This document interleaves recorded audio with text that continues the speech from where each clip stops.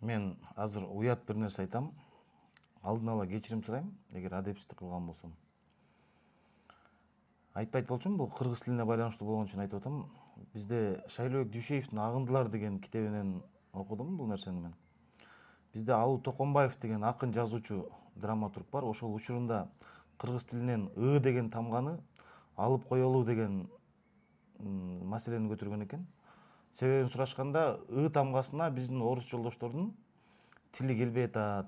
Себеби кыргызский СССР дегенди киргизский СССР, кыргыз дегенди киргиз деп айтып атышат. Ошон үчүн орус жолдошторго ыңгайлуу болуш үчүн биз ы тамгасын алып коелу дегенде, аябай бул маселе талаш тартыш жаратып, анан бир күндө бүтпөй калып, эртеси күнгүгө калып, эртеси күнү ошол эле жыйынга Алуу Токонбаев кечигип келген экен.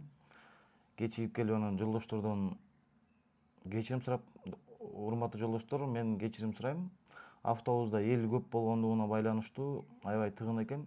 Мен автобустун ичинде сыгылып калдым деп.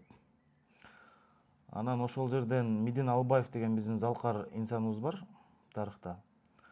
Ошол инсан сөзгө сындырган экен. Алыке азыр сиз сыгылып деген сөздү ыларын алып туруп, ордуна ии коюп койсок, сиз эмне болосуз деп.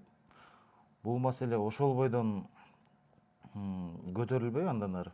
Ошол бойдон калган экен.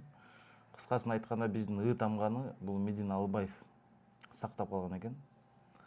Анан ушундай кыргыз тилине каршы чыккан илгерки качанкы болсо дагы баары бир тарых баардык нерсени ордуна коюп, учуру келгенде ушинтип чындыктар чыга берет. Ошондуктан эч качан кыргыз тилине, тарыхка каршы чыкпаш керек. Учуру келгенде баардык нерсенин чындыгы чыгат.